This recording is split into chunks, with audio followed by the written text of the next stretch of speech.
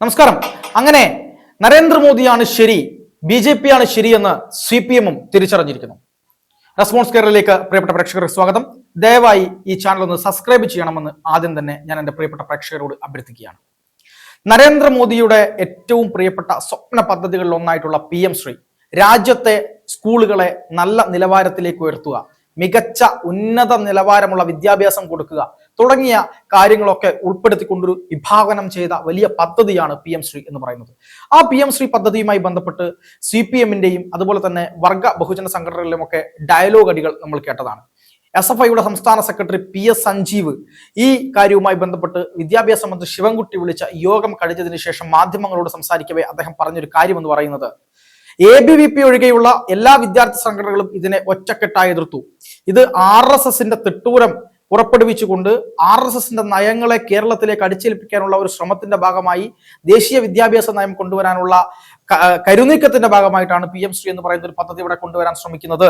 അത് ഒരു കാരണവശാലും നടപ്പിലാക്കില്ല എന്ന് ഉറക്കെ എന്താണ് പ്രഖ്യാപിക്കുകയായിരുന്നു PS സഞ്ജീവ്. അതുപോലെ തന്നെ ഈ പറയുന്ന പോലെ CPI-യുടെ സംഘടനയായിട്ടുള്ള ASF-ഉം AYF-ഉം DYFI-യും ഉൾപ്പെടെയുള്ള എല്ലാ സംഘടനകളും അതിനെ ശക്തമായി എതിർത്തു. അന്ന് ശിവൻകുട്ടി പറഞ്ഞത് ഇത് നടപ്പിലാക്കില്ല എന്ന് തന്നെയായിരുന്നു. പക്ഷെ അത് പൂർണ്ണ മനസ്സോടുകൂടിയാണോ എന്നുള്ളത് എനിക്കറിയില്ല. പക്ഷെ അദ്ദേഹം പറഞ്ഞത് നടപ്പിലാക്കില്ല എന്ന് തന്നെയാണ്. അത് കേട്ടപ്പോൾ എനിക്ക് അന്ന് തന്നെ ഓർമ്മ വന്നൊരു കാര്യമുണ്ട്. ഇതിൽ യൂട്ടേൺ അടിച്ചാണ് ഇതുവരെയുള്ള ശീലം, അതുകൊണ്ട് യൂട്ടേൺ അടിക്കും എന്ന് തന്നെയാണ് ഞാൻ അന്നും കരുതിയത്.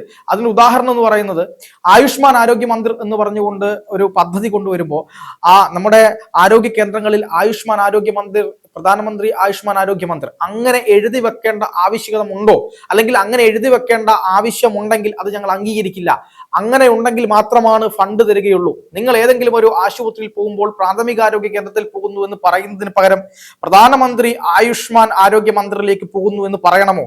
അനുവദിക്കില്ല, സൗകര്യമില്ല എന്നങ്ങ് അറിയിച്ചിട്ടുണ്ട് കേന്ദ്രത്തിൽ എന്ന് പറഞ്ഞുകൊണ്ട് നമ്മുടെ ബഹുമാനപ്പെട്ട വീണ ജോർജ് ഒരു വലിയ കിടിലൻ പ്രസംഗം നടത്തിയിരുന്നു. അത് അണികളെ കുറച്ച് ത്രസിപ്പിക്കാനും ഈ ഉഷാറാക്കാനും ഒക്കെ പറ്റുമെന്നല്ലാതെ നേരെ യൂട്ടേൺ അടിക്കുന്ന ഒരു കാഴ്ചയാണ് നമ്മൾ കണ്ടത്. മറ്റു നിർവാഹമൊന്നുമില്ല. ഇന്ന് ഈ കേരളത്തിലെ എല്ലാ ഈ പറയുന്ന ആരോഗ്യ മന്ദിരങ്ങളിലും പോയി കഴിഞ്ഞാൽ നമുക്ക് കാണാൻ കഴിയുന്നത് പ്രധാനമന്ത്രി ആയുഷ്മാൻ ആരോഗ്യ മന്ദിർ എന്ന പേര് തന്നെയാണ്.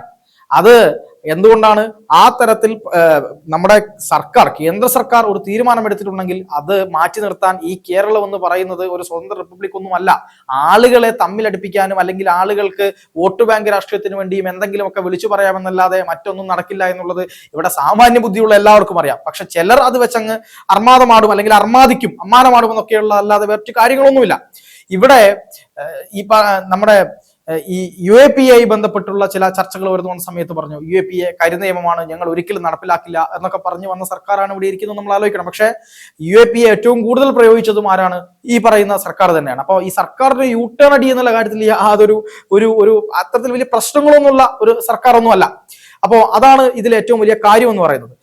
അതുപോലെ തന്നെയാണ് ഈ പൗരത്വ ഭേദഗതി നിയമവുമായി ബന്ധപ്പെട്ട് അന്ന് മുതലക്കുളം മൈതാനത്ത് നിന്നുകൊണ്ട് മുഖ്യമന്ത്രി പ്രസ്താവിച്ചത്, എന്ത് തന്നെ വന്നാലും ഇവിടെ ഈ പറയുന്നത് പോലെ കാര്യങ്ങൾ നടപ്പിലാക്കില്ല, പൗരത്വ ഭേദഗതി നിയമം നടപ്പിലാക്കില്ല എന്ന് മുഖ്യമന്ത്രി അന്ന് പറഞ്ഞു. പക്ഷേ പൗരത്വ ഭേദഗതി നിയമം എല്ലായിടത്തും നടപ്പിലായിട്ടുണ്ട്, കേരളത്തിൽ നടപ്പിലായിട്ടുണ്ട്. പുതിയ പാസ്പോർട്ട് ഉൾപ്പെടെയുള്ള കാര്യങ്ങൾക്ക് വെരിഫിക്കേഷന് പോകുന്ന സമയത്ത് അല്ലെങ്കിൽ അതിന് അപേക്ഷിക്കുന്ന സമയത്ത് അതിൽ എന്തെല്ലാം കൊടുക്കണമെന്നുള്ളത് നിങ്ങളൊന്ന് നോക്കിയാൽ മതി, മനസ്സിലാവും. ഇതൊക്കെ ജനങ്ങളെ പൊട്ടന്മാരാക്കാൻ വേണ്ടി മാത്രം പറഞ്ഞുകൊണ്ടിരിക്കുന്ന ഒരു കാര്യമാണ് എന്നുള്ള കാര്യത്തിൽ യാതൊരു സംശയവുമില്ല. പക്ഷേ ഞാനിവിടെ പറയാൻ വന്നത് അത് മാത്രമല്ല, PM ശ്രീ എന്ന് പറയുന്ന പദ്ധതിയുടെ ഗുണത്തെ പറ്റി CPM-ന് ബോധ്യപ്പെട്ടിരിക്കുന്നു എന്നുള്ളത് തന്നെയാണ്. കാരണം 3 വർഷമായി, കഴിഞ്ഞ 2 വർഷത്തിലേറെയായി ഈ പദ്ധതി ആരംഭിച്ചിട്ട് 1 വർഷം കൂടെ മാത്രമേ ഈ പദ്ധതിയുടെ നടത്തിപ്പ് മുന്നോട്ട് പോക്കുള്ളൂ. ഇപ്പൊ തന്നെ ഏകദേശം 3000 കോടി രൂപ നമ്മൾ നഷ്ടപ്പെടുത്തി കഴിഞ്ഞു. 1500 കോടിയാണ് ഇനി ബാക്കി 1 വർഷത്തിൽ കിട്ടാനുള്ളത്. ആ 1500 കോടി നമുക്ക് കിട്ടും. അങ്ങനെ കിട്ടുമ്പോൾ എന്താണ് സംഭവിക്കുന്നത്? കേരളത്തിലെ ഏകദേശം 320 സ്കൂളുകൾക്കാണ് അതിന്റെ ഗുണം കിട്ടുന്നത്. ഒരു സ്കൂളിന് 80 ലക്ഷം മുതൽ 1.5 കോടി രൂപ വരെയാണ് ഒരു സ്കൂളിന് മാത്രമായിട്ട് കിട്ടുന്നത്. വിദ്യാർത്ഥികളുടെ പഠനാവശ്യമായിട്ടുള്ള എല്ലാ കാര്യങ്ങളും, അതായത് പാഠപുസ്തകം, ബാഗ്, അവർക്ക് ആവശ്യമുള്ള മറ്റു വസ്തുക്കൾ, അവർക്ക് അത്യാവശ്യമായി വന്ന സ്കോളർഷിപ്പ്, ഇനി വീട്ടിലേക്ക് ഈ സ്കൂളിൽ നിന്ന് വീട്ടിലേക്ക് പോകാൻ ഏറെ ദൂരമുള്ള കുട്ടികളാണെങ്കിൽ അതിനുള്ള ചെലവ്, അവർക്ക് പോഷകാഹാരം കൊടുക്കേണ്ട ചെലവ്, ആ സ്കൂളിൽ അത്യാധുനിക സാങ്കേതിക വിദ്യകൾ ഉപയോഗിച്ചുകൊണ്ടുള്ള ലാബുകൾ, ഉന്നത നിലവാരത്തിലുള്ള വിദ്യാഭ്യാസ സെമിനാറുകൾ സംഘടിപ്പിക്കാൻ വേണ്ട ഫണ്ടുകൾ തുടങ്ങി വലിയ കാര്യങ്ങളാണ് ഈ കേന്ദ്ര സർക്കാർ ഇതിലൂടെ വിഭാവനം ചെയ്തിരിക്കുന്നത്. അതിനെ തട്ടിമാറ്റി അതിൽ എന്തൊക്കെയോ RSS അജണ്ടകളുണ്ട് എന്ന് പറഞ്ഞുകൊണ്ട് അതിനെ തട്ടിമാറ്റാനുള്ള ശ്രമമാണ് ഇവിടെ നടക്കുന്നത്. യഥാർത്ഥത്തിൽ എന്താണ് ഈ RSS അജണ്ട എന്നിവർ പറയുന്നതെന്ന് അറിയാമോ? അതായത് നമ്മുടെ വരാഹമിഹിരനും അതുപോലെ തന്നെ ആര്യഭണ്ണനും ഉൾപ്പെടെയുള്ള ഭാസ്കരാചാര്യർ ഉൾപ്പെടെയുള്ള ആളുകൾ, ഈ ശ്രീനിവാസ രാമാനുജൻ ഉൾപ്പെടെയുള്ള ആളുകൾ, ഇവിടെ ഒരുപാട് പ്രഗത്ഭരായിരുന്ന ആളുകൾ ജീവിച്ചിരുന്നു. ആര്യഭട്ട എന്ന് പറയുന്ന ഒരു ഉപഗ്രഹത്തെ പറ്റി നമുക്കറിയാം. അതിന്റെ പേര് ആര്യഭട്ട എന്ന് ഈ കോൺഗ്രസിന്റെ കാലഘട്ടത്തിൽ ആ ഉപഗ്രഹത്തിന് പേര് കൊടുക്കണമെങ്കിൽ എന്തായിരുന്നു? അപ്പോ അത്തരത്തിലുള്ള ആളുകളൊക്കെ ഇവിടെ ജീവിച്ചിരുന്നു എന്ന് കൃത്യമായി അറിയാൻ വേണ്ടി തന്നെയാണ് ഈ പറയുന്നത് പോലെ ഇത് പാഠപുസ്തകത്തിൽ ഉൾപ്പെടുത്താൻ വേണ്ടി കേന്ദ്ര സർക്കാർ തീരുമാനിച്ചത്. അത് ഇവിടെയുള്ള ചില ആളുകൾക്ക് പിടിക്കുന്നില്ല.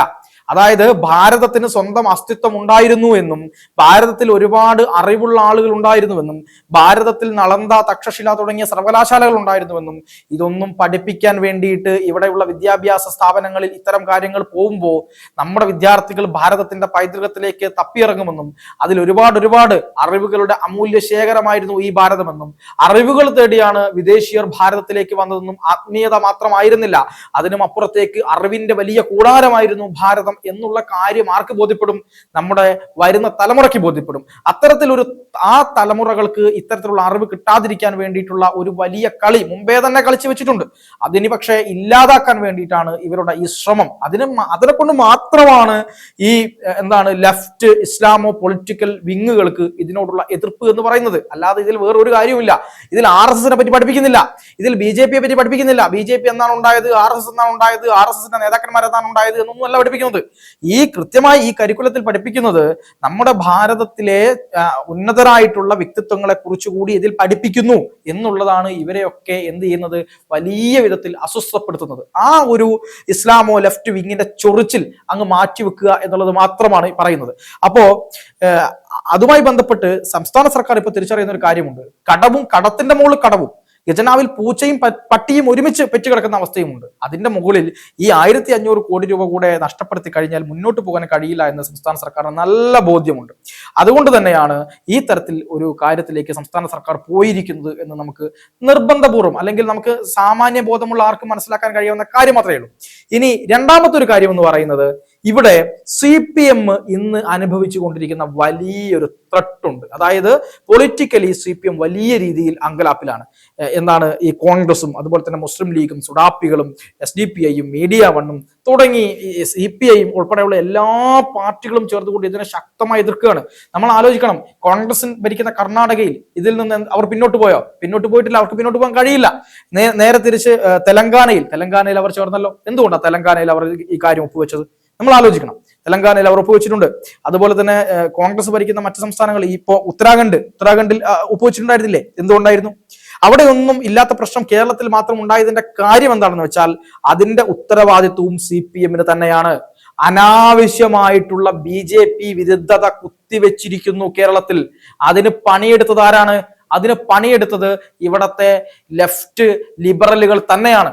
ആ ലെഫ്റ്റ് ലിബറലുകൾ എടുത്തിട്ടുള്ള പണി ഇവിടെയുള്ള സാംസ്കാരിക നായകർ എന്ന പേരിൽ ഇവിടത്തെ സംസ്കാരത്തെയും ഇവിടത്തെ മറ്റ് പോസിറ്റീവായ കാര്യങ്ങളെയും അതുപോലെ തന്നെ സ്പിരിച്വാലിറ്റിയെയും ഒക്കെ താറടിച്ച് കാണിച്ച് ഇവിടെ ഒന്നുമില്ല എന്ന് പറഞ്ഞ് നടക്കുന്ന കുറെ ആളുകൾ എടുത്തു വെച്ച പണി അത് CPMനെ തന്നെ തിരിച്ചു കുത്തിയിരിക്കുന്നു എന്നുള്ളതാണ്. BJPയെയും RSSനെയും എതിർക്കാൻ വേണ്ടി അവർ ഹിന്ദുവിൻ്റെതായിട്ടുള്ള എല്ലാ കാര്യങ്ങളെയും അല്ലെങ്കിൽ ഭാരതത്തിൻ്റെതായിട്ടുള്ള പൈതൃകത്തെ മുഴുവനായിട്ടും തള്ളിപ്പറയുന്നതിന്റെ കൂട്ടത്തിൽ അവർക്ക് മനസ്സിലാക്കാതെ പോയൊരു കാര്യം, ഒരുപക്ഷെ നാളെ ഇത് തങ്ങൾക്ക് നേരെ തന്നെ തിരിച്ചടിക്കുമെന്നുള്ള കാര്യം CPM ഓർക്കാതെ പോയി എന്നുള്ളതാണ്. അതുകൊണ്ട് തന്നെയാണ് ഇന്ന് CPMന് നിൽക്കക്കളി ഇല്ലാതാകുന്ന ഒരു അവസ്ഥയിലേക്ക് കാര്യങ്ങൾ എത്തിയത്. എന്തായാലും CPM BJPയെയും നരേന്ദ്രമോദിയുടെ വികസനോന്മുഖമായുള്ള പ്രവർത്തനങ്ങളെയും അംഗീകരിച്ചിരിക്കുന്നു. ഇതിൽ നിന്ന് ഞങ്ങൾക്ക് പുറകോട്ട് പോകാൻ കഴിയില്ല എന്ന് അവർക്ക് മനസ്സിലായിരിക്കുന്നു. ആയുഷ്മാൻ ആരോഗ്യ മന്ദിർ, അതുപോലെ തന്നെ ആയുഷ്മാൻ ഭാരത് ഇൻഷുറൻസ്, അതുപോലെ പല പദ്ധതികളും ഇവിടെ കൊണ്ടുവരാതെ നടക്കില്ല. ഇത് ഒരു സ്വതന്ത്ര റിപ്പബ്ലിക് അല്ല എന്നുകൂടി ആരെ മനസ്സിലാക്കിയിരിക്കുന്നു? CPM മനസ്സിലാക്കിയിരിക്കുന്നു. അത് തന്നെയാണ് ഇതിന്റെ ഏറ്റവും വലിയ കാര്യം. ഒപ്പം ABVP എന്ന് പറയുന്ന സംഘടന ഉന്നയിച്ച കാര്യത്തിന് മാത്രമാണ് സംസ്ഥാന സർക്കാർ എന്ത് കൊടുത്തത്, മുഖം അല്ലെങ്കിൽ വില കൊടുത്തത് എന്നുള്ളത് നമ്മൾ ഈ സമയത്ത് നമ്മൾ ആലോചിക്കേണ്ടിയിരിക്കുന്നു.